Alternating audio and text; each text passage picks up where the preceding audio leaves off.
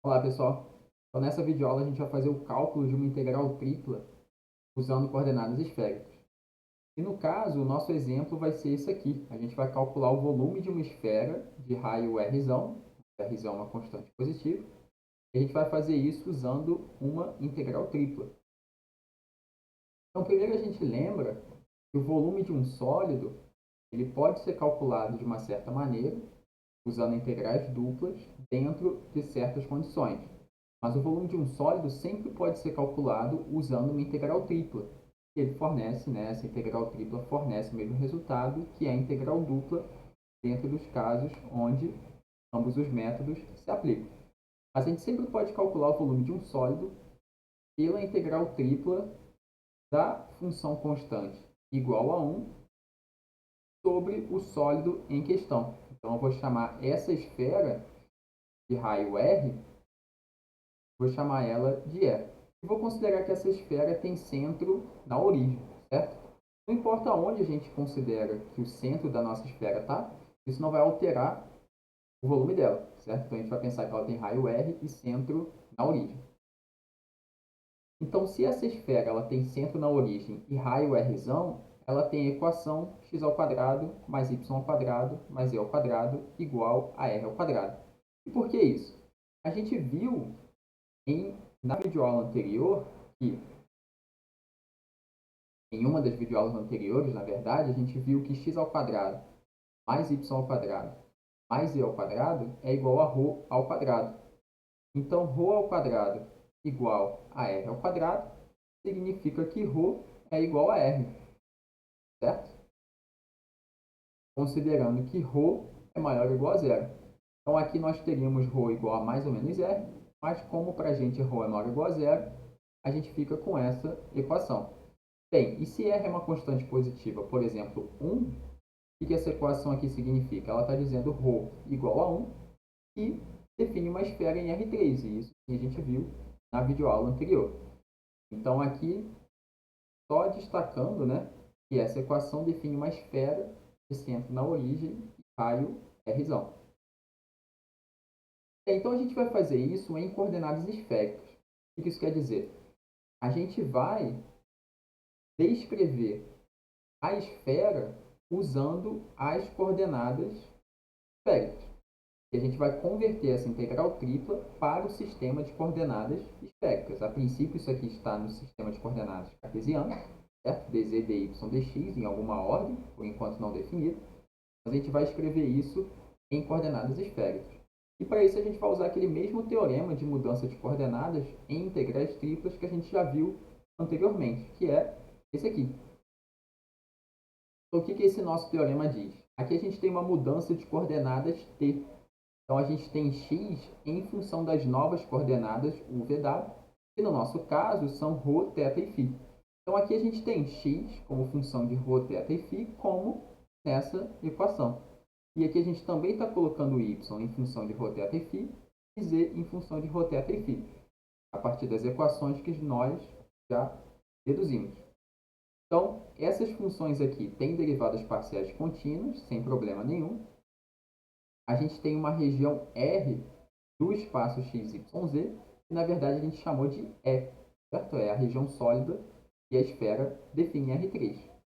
E aqui a gente tem uma região correspondente no plano ρ, θ e φ, no espaço ρ, θ e φ, que corresponde, na verdade, aos limites de integração que a gente vai usar na integral tripla em coordenadas esféricas. É isso que a região S representa.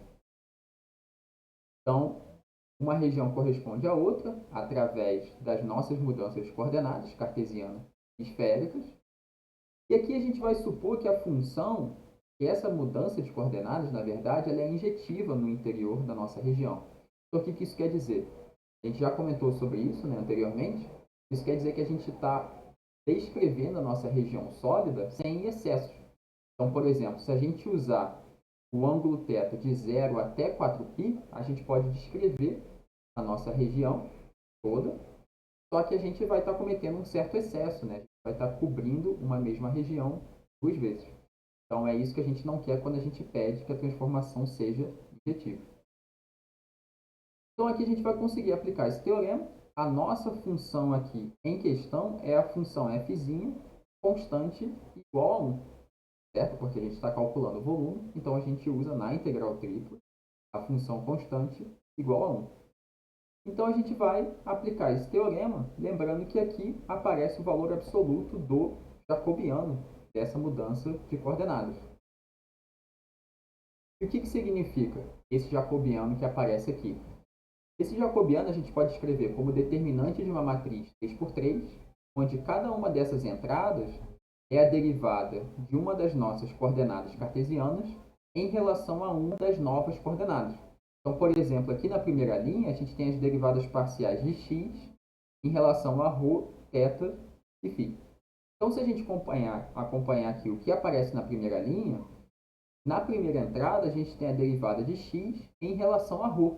Então, considerando que φ e θ são constantes, a derivada de ρ em relação a ρ é igual a 1, e a gente repete seno de φ e cosseno de θ. É uma grande constante que está multiplicando essa função de ρ que foi derivada. Como que fica a derivada de x em relação a θ? A gente repete essa constante ρ, repete essa constante seno de φ, já que φ a gente também está considerando que é constante, e deriva essa função de θ em relação a θ, que dá menos seno de θ. E a mesma coisa aqui para a derivada em relação a φ. Está mantendo o cosseno de θ e está derivando o seno de φ em relação a φ, que dá cosseno de φ. E a mesma coisa para as derivadas de y e z em relação a ρ, θ e φ. E assim a gente tem a nossa matriz, e agora é só calcular o determinante. Então eu incluí aqui no nosso quadro o que a gente obtém diretamente desse determinante. Não dá para enxergar muito bem, mas a ideia é que vocês verifiquem os detalhes nas notas de aula. Aqui a gente vai considerar cada uma daquelas diagonais no determinante. A gente vai obter uma série de termos aqui. E esse determinante, esse jacobiano, a princípio ele é bem feito. Mas a gente consegue usar identidades trigonométricas aqui, consegue encontrar uma expressão bem mais simples para esse determinante. Que é simplesmente menos ρ ao quadrado seno φ. Então essa já é uma expressão bem mais simples para a gente usar aqui na nossa mudança de coordenadas na integral tripla. O ponto aqui que a gente também tem que observar é que o que aparece na integral tripla, na mudança de coordenadas, é o valor absoluto do jacobiano. O que acontece com o valor absoluto do jacobiano, o valor absoluto dessa expressão? Bem, a expressão que o valor absoluto do jacobiano vai assumir vai depender do sinal de seno φ, certo? Só que quando a gente coloca o intervalo de 0 até π para o ângulo φ, a gente sabe que o seno de φ ele é maior ou igual a zero. E esse ρ ao quadrado também é maior ou igual a zero. Então é por isso que a gente escolhe esse intervalo para o ângulo φ. Porque nesse caso, o valor absoluto do jacobiano que aparece dentro da nossa integral tripla, ele é igual a ρ ao quadrado seno φ, sem problema nenhum. Se nós estivéssemos usando φ indo de 0 até 2π, a gente teria uma parte da integral tripla com essa expressão para o jacobiano e uma parte da integral tripla com uma expressão diferente, porque o seno de φ seria negativo nesse intervalo, né, que está fora de 0 até π. Então é por isso que a gente escolhe esse intervalo para φ e descreve todo o R3 com θ indo de 0 até 2π, porque o valor absoluto do jacobiano na integral tripla assume essa expressão mais tranquilo, ρ ao quadrado seno φ. Bem, então agora que nós relembramos o nosso teorema de mudança de coordenadas e nós já vimos como que fica o jacobiano, o valor absoluto dele, nessa mudança de coordenadas cartesianas para esféricas, eu vou pedir para vocês pausarem o vídeo e calcularem o volume da esfera usando integrais triplas, certo? Então vocês vão partir dessa expressão aqui, que o volume é igual a integral tripla da função constante igual a 1 sobre a esfera em questão. Vocês vão descrever os intervalos de integração nas variáveis ρ, θ e φ e vão incluir na integral tripla o valor absoluto do jacobiano que nós fizemos agora, certo? Escrevendo os limites de integração adequados. Então, tentem fazer isso e tentem calcular a integral tripla porque a gente já vai fazer isso agora no nosso quadro. Bem, os intervalos de integração para uma esfera de raio R e centro na origem, eles já estão muito próximos do que nós discutimos nas duas videoaulas anteriores. Se vocês precisarem, deem uma olhada lá e depois retornem para a nossa videoaula. A gente tem o θ indo de 0 até 2π e o φ indo de 0 até π, como nós já discutimos anteriormente, e esses dois intervalos descrevem uma esfera de raio R. O único detalhe é que nós tínhamos colocado ρ igual a 1, por exemplo, para descrever a casca da esfera. E o que a gente está fazendo aqui é colocando ρ indo de 0 até R. Então, por exemplo, ρ indo de 0 até 1 significa que a gente tem todos os pontos desde a origem, ρ igual a 0, até ρ igual a 1, que seria a casca da esfera. Só que aqui, claro, a gente está usando um raio genérico da esfera, não necessariamente 1, mas R. Então, resumindo, ρ igual a R corresponde à casca da esfera, e o ρ indo de 0 até R corresponde a toda essa região sólida, com a casca da esfera e o interior dela. Mas são esses os limites de integração para a integral tripla, que fica escrita dessa maneira. A gente aplica diretamente o teorema que estava no quadro agora há pouco, lembrando que a função que a gente está integrando aqui é a função constante igual a 1, que permanece constante igual a 1 e é multiplicada pelo valor absoluto do jacobiano.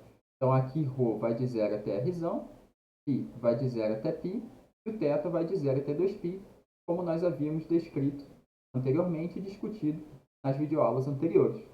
O valor absoluto do jacobiano, tendo φ, esse intervalo, é igual a ρ ao quadrado seno φ, e agora é só calcular a integral tripla.